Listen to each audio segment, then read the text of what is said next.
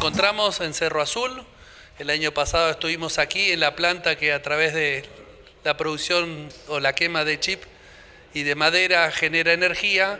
Esto es un emprendimiento de mucha inversión, de mucho trabajo. Estamos con el propietario, el señor René Mangiaterra, para que nos cuente que, bueno, al fin la planta está generando y quería saber cómo vienen trabajando. Bueno, primero, el tema de que soy propietario no es tan así. Yo soy titular de Molino Matilde, una firma santafesina, y de la firma que se creó acá, que es MM Bioenergía. De ambas soy el presidente y represento los intereses de todos los socios, no solamente propios. Bueno, lo primordial en mencionar en este momento es que a partir del sábado pasado, sábado 19 a las 0 horas, nos habilitaron comercialmente. Eso significa que la energía que estamos inyectando a la red ya tiene su valor, su precio, y nos lo van a pagar. Y para nosotros es un hito importantísimo, digamos, para poder seguir produciendo y no tener solamente costos. ¿Cuál es la capacidad de generación que ustedes tienen? La capacidad, lo que vamos a inyectar a la red son 3 megas hora. Eso para tener idea, para que por ahí se entienda de qué se trata. Una localidad como Cerro Azul, con todas sus industrias, es más o menos eso lo que utiliza en energía una población de esas de 5.000 habitantes. Para la gente que no está al tanto, ¿cómo comienza el proceso de generación de esta energía limpia? Bueno, básicamente el proceso, que es muy sencillo, se quema chip en una caldera. Esa caldera es especialmente construida, digamos, para este fin. Se levanta, al quemar eso, se levanta en el agua que se incorpora, levanta una determinada presión y temperatura y alta, de 42 bar, y con eso la presión del vapor hace que una turbina comience a girar, y a su vez la turbina le da la potencia necesaria al generador para generar energía, que es la que se envía a la red. O sea, son 3 equipos: la caldera, la turbina y el generador. ¿Cómo tiene que ser la calidad del agua para impulsar o generar este vapor?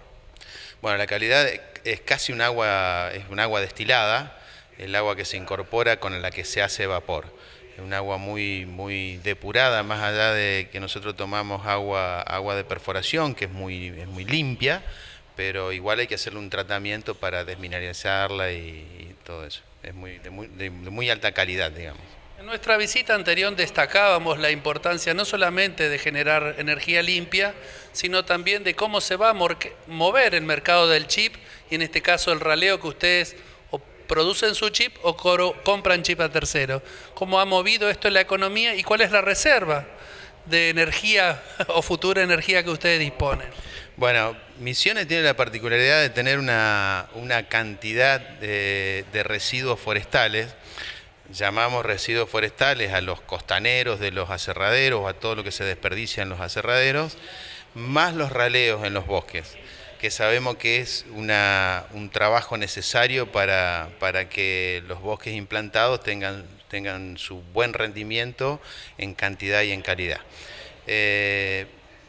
Así rápidamente se puede decir que Misiones tiene la posibilidad de generar o de desarrollar, se podrían desarrollar 20 plantas como estas, y hay residuos forestales suficientes para esta actividad. Nosotros particularmente nuestro aprovisionamiento es de los aserraderos de acá de la zona, de muy cerca. No debe haber más de aserraderos de más de 50 o 60 kilómetros, y algo de raleo, un porcentaje que viene de raleos y de despuntes de tala rasa, que debe ser un 15 o un 20%. Eso tenemos en cuenta que recién estamos comenzando, nos estamos acomodando a toda esa situación, pero no es un problema el aprovisionamiento de chip. Desde el punto de vista logístico, ¿cuántos días guardados tengo ahí de futuro chip para poder generar esta energía? Bueno, nosotros nos hicimos un stock más o menos de 14 o 15 días, que son unas 2.000 toneladas de de raleos y costaneros y despuntes, pensando en justamente una situación de temporales o algo que pueda pasar que no nos podamos aprovisionar de chip, y entonces, bueno, tenemos esa reserva. Y en chip normalmente, que es lo que más usamos, que son de todos los aserraderos de la zona, podemos acopiar unos 6 o 7 días de uso, que son a razón de 160 toneladas por día, que también debemos pensar que esto es una actividad de lunes a domingo, digamos, son 7 días de la semana, 24 horas, no es una cosa que se interrumpa, digamos. ¿Qué tan importante es el volumen de agua que necesitan para generar vapor? Para generar vapor, en realidad el vapor se recicla, se condensa y se vuelve a utilizar, entonces hay una reposición de 1500 litros por hora más o menos, de lo que se pierde en todo el circuito. Sí es más importante la cantidad de agua que se usa en el condensado, que son unos 15.000 litros por hora, que así cuando uno piensa parece muchísimo, y bueno, no es una cantidad exagerada, pero suficiente. ¿Cuál es la fuente de provisión de ese agua? Nosotros el agua la tenemos de fuente subterránea, de perforación. René, antes de cerrar este bloque, sin duda los productores que miran Tecnificando el Agro, posiblemente haya más de uno que esté interesado en la provisión de chip o de maderas para raleo para que generen energía limpia. ¿Cuál es la situación o cómo están manejando ustedes este tema? Bueno, los esperamos en la planta. Pueden venir a hablar con Jorge Matvichuk, que es el ingeniero que está a cargo del aprovisionamiento. Se le van a dar una serie de documentación para que de ahí puedan ver, pero estamos abiertos a aprovisionarnos con toda la gente que pueda de acá de la zona. Ahora sí, para cerrar, ¿cómo fue la interacción con las autoridades provinciales para la puesta en funcionamiento de esta obra millonaria? Bueno, yo en esto quiero ser claro, nosotros desde un inicio en ningún momento pensamos alguna vinculación con el Estado, entonces tampoco la buscamos en el Estado, o sea, ni provincial ni nacional, o sea, íbamos haciendo las gestiones necesarias para protocolares que son de manual, pero bien, digamos, no puedo decir nada ni en contra ni a favor de las autoridades. Sí, tuvimos visitas de todos interesados, realmente está bien que se interesen, sobre todo porque creo que vale la pena ver esto y poder pensar en desarrollar más plantas como estas. En el próximo bloque seguiremos recorriendo esta planta, creo que es de suma importancia el monto que se invierte aquí en la provincia en la generación de energía limpio, que no solamente es un beneficio para la empresa, sino que un beneficio para todos los misioneros.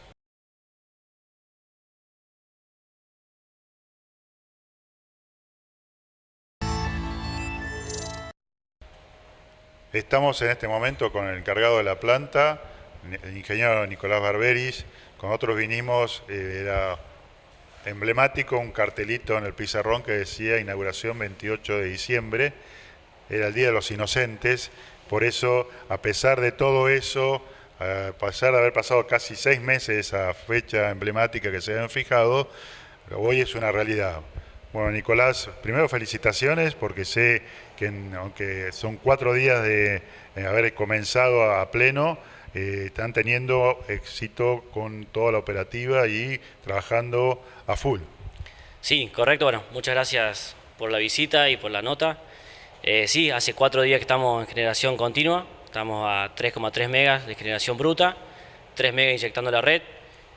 Bueno, esto es un suceso importante, arrancar la planta, tener la habitación comercial y estar despachando al 100% de la capacidad en forma continua. La verdad que nos pone muy contentos a todos, estamos todos muy satisfechos con el desarrollo de la obra y bueno, con la performance que está teniendo la planta hoy por hoy. En cuanto a las fechas que mencionabas, sí hubo ciertos delays, ciertos retrasos en los tiempos, dado por diferentes cuestiones. Por un lado, la pandemia nos afectó. Por otro lado, bueno, tuvimos una demora mayor en la etapa de soplado, que no es la etapa de limpieza de cañería de la caldera. Con lo cual, bueno, todos esos inconvenientes han demorado un poco la puesta en marcha. Pero bueno, hoy ya es inminente. Tuvimos un mes aproximadamente esperando la habitación comercial. Técnicamente estábamos en condiciones de generar y estamos esperando la habilitación comercial por parte de Camesa, con lo cual, bueno, a ese tiempo se le descuenta un mes que ya estábamos operativamente en condiciones de arrancar. Uno de los temas fundamentales es el impacto ambiental que tienen todo este tipo de plantas, porque estamos reemplazando combustible fósil por combustible de origen natural o en este caso vegetal. ¿Usted tiene una equivalencia con respecto a lo que significa el estar funcionando en el ahorro no solo económico, sino sobre todo de contaminación del ambiente? Sí, para arrancar nosotros estamos consumiendo alrededor de 6.200 kilos de chip por hora. Eso es el equivalente para 3,3 megas de generación bruta. 3 megas estamos inyectando en la red. Eso, si uno lo hace la equivalencia en consumo de gasoil, representa alrededor de 1.400 litros de gasoil en la energía equivalente, que bueno, nosotros lo estamos reemplazando por 6.200 kilos de chip con un poder calorífico de 2.000 kilocalorías por kilo aproximadamente. Todo esto depende y es un combustible muy variable y es un poco la particularidad de estas plantas, es la heterogeneidad que hay en el combustible. Uno cuando usa un gas natural o usa gasoil, sabemos el poder calorífico y sabemos que el combustible prácticamente no varía. En cambio, en lo que es chip, lo que es biomasa, gran parte del desafío de estas plantas, en la operación de estas plantas, es manejar el combustible. Entonces hoy podemos recibir chip con bajo porcentaje de humedad, con alto porcentaje de humedad, de eucaliptus, de pino. Toda esa variación nos demanda cierta variación en la caldera, inestabilidades, diferencia de temperatura, diferencia de presiones, que afectan en forma directa a la generación. Entonces, bueno, un poco la gran diferencia es la operación y por otro lado, bueno, la diferencia que hay entre lo que es el consumo de chip y el consumo de gasoil, principalmente por el tema del impacto ambiental. Lógicamente, lo que es combustible fósil es combustible extraído de la tierra de hace millones de años, y el tema del chip, estamos hablando de un residuo forestal de los aserraderos de acá de la zona, de no más de 50 kilómetros, raleos de gente que tiene campo y que bueno, tiene que hacer raleo de plantaciones, y le estamos dando una utilización, una aplicación a ese raleo, y lo que es despuntes también. Entonces, bueno, estamos hablando de un subproducto forestal frente a un combustible fósil que no es renovable. Importante lo que vos decías, pero ¿qué característica tiene que tener el chip? El chip, básicamente, nosotros lo que estamos analizando al momento de recibir la carga es tamaño.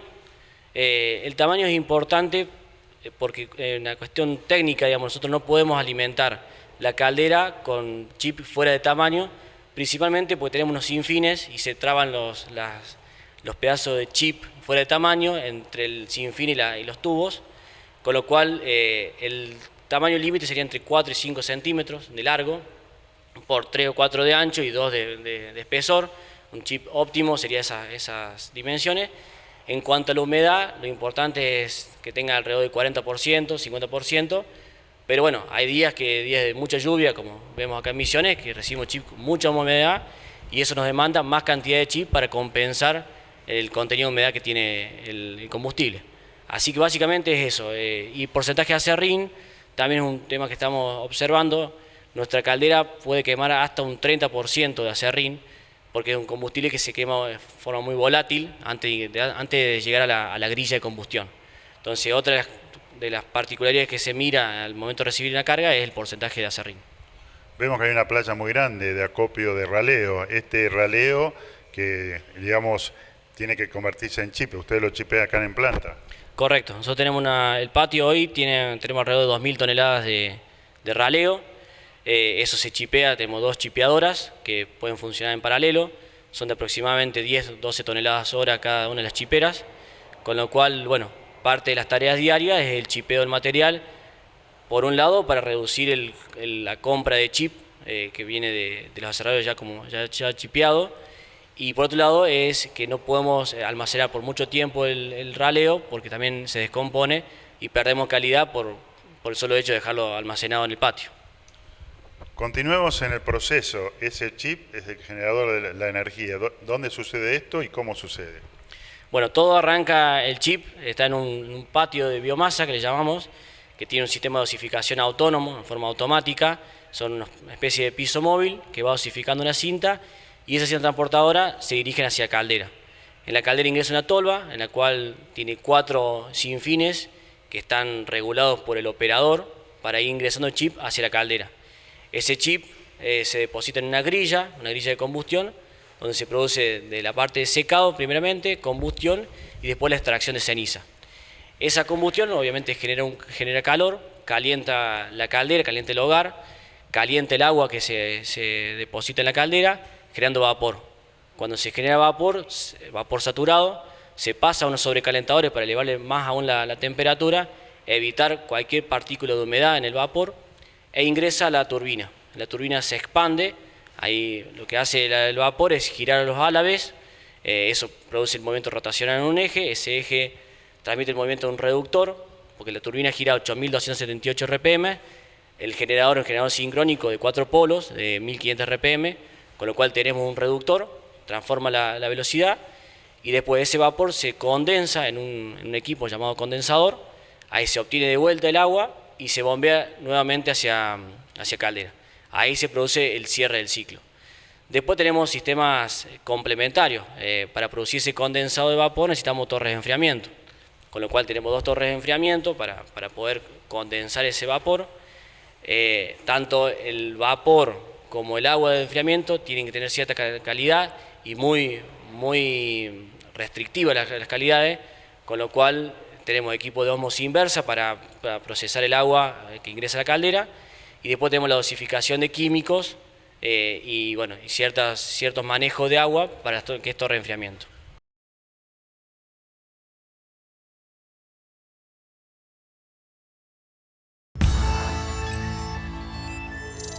En este tercer y último bloque continuamos con el ingeniero Nicolás Barberi, es el encargado de planta de Matilde Biomasa, esta empresa santafesina que ha apostado en una inversión muy importante en generar energía limpia en la provincia de Misiones.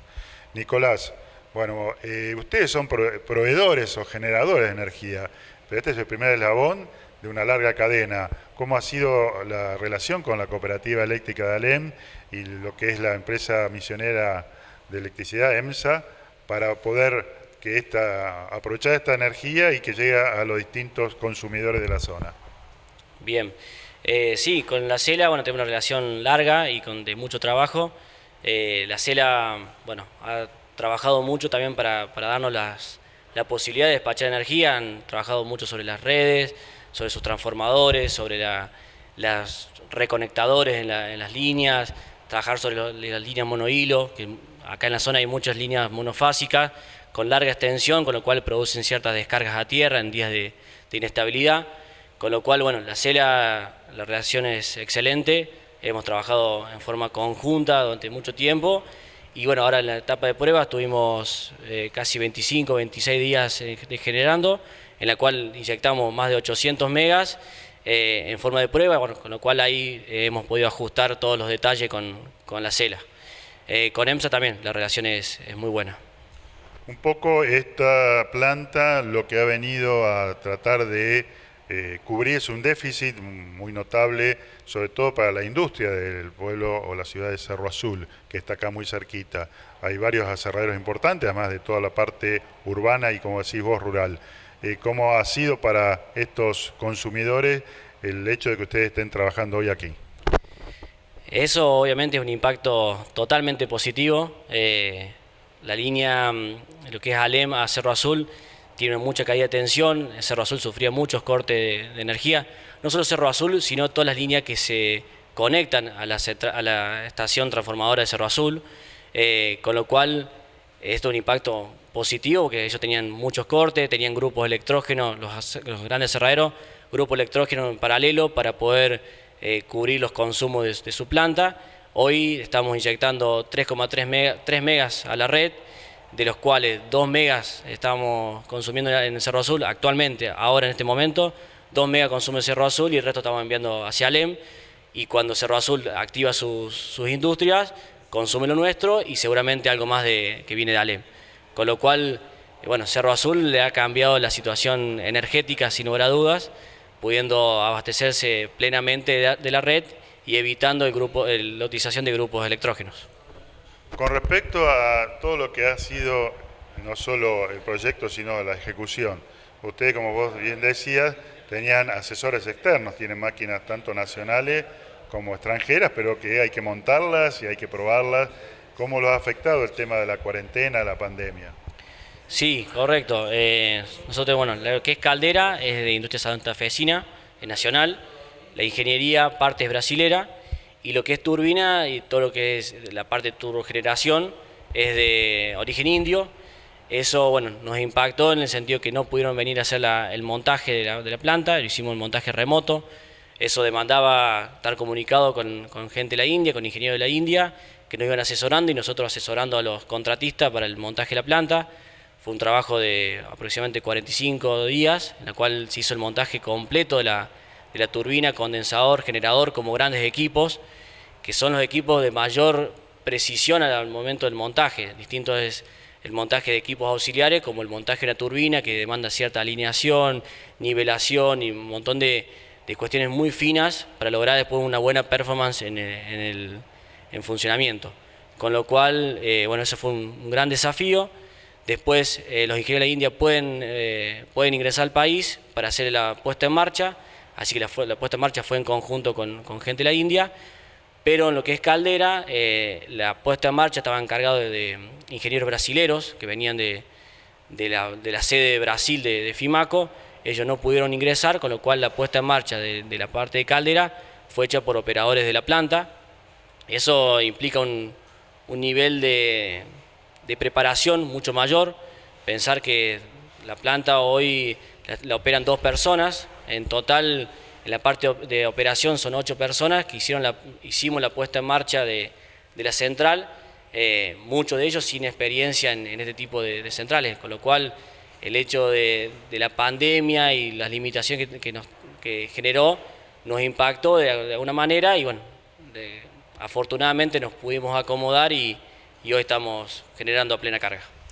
Con respecto a eso de que esto es 24 horas, los 365 días del año, vamos a aclarar, no están así. En la distribución, ¿ustedes tienen prioridad para despachar lo que se produce acá? Sí, parte de las atribuciones del programa Renovar es la prioridad de despacho, con lo cual, bueno, nosotros siempre que estemos disponibles vamos a ingresar a la red. La operación vamos a tratar que sea lo más continua posible durante todo el año. Sin duda tenemos paradas de mantenimiento que, bueno, estas paradas de mantenimiento son necesarias para poder generar la continuidad también, con lo cual, bueno, nuestra idea es parar un mes al año para hacer tareas de mantenimiento. De todas maneras, las paradas no son generalmente puntuales, que paramos un mes en forma continua, sino vamos a ir parando de acuerdo a ciertos inconvenientes o problemas que detectemos a tiempo, parando y en total sumaríamos un mes en el año. Pero la idea no es parar en forma continua por mucho tiempo, sino es tratar de solucionar y estar en marcha en forma lo más continua posible. Van a tener que coordinar con los aserraderos cuando ustedes paren.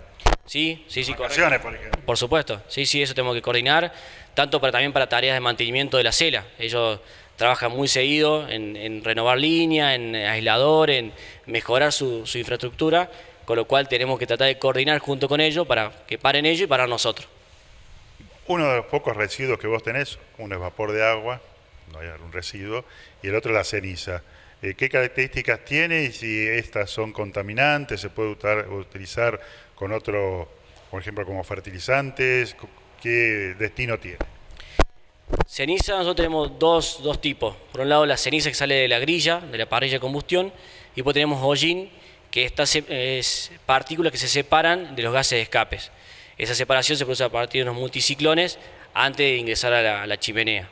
Esas cantidades se estiman alrededor de 2,5 toneladas por día de ceniza. Las características, básicamente, lo que es la ceniza de la combustión es sílice, que no se quemó en la grilla, entonces se elimina del hogar. La característica, bueno, la estamos analizando con personal del INTA, enviamos las muestras a Buenos Aires, a unos laboratorios para determinar las características específicas que tiene el material. Claramente se usa como enmienda agrícola, como mejorado de suelos, así bueno, estamos desarrollando un poco también la cadena del subproducto para darle una utilidad. agradeciéndole a Nicolás Barberis y sobre todo a Molino Matilde, que de Santa Fe ha apostado a producir energía limpia aquí en Misiones. Esperemos que sea un primer eslabón de una larga cadena. Hay otros emprendimientos en la provincia, pero creo que es el único donde solamente el objetivo es entregar energía a la red. Los otros tienen siempre ensamblados a una industria forestal, básicamente, pero este caso es muy particular. Nos despedimos hasta la próxima semana en un nuevo programa de Tecnificando el Agro.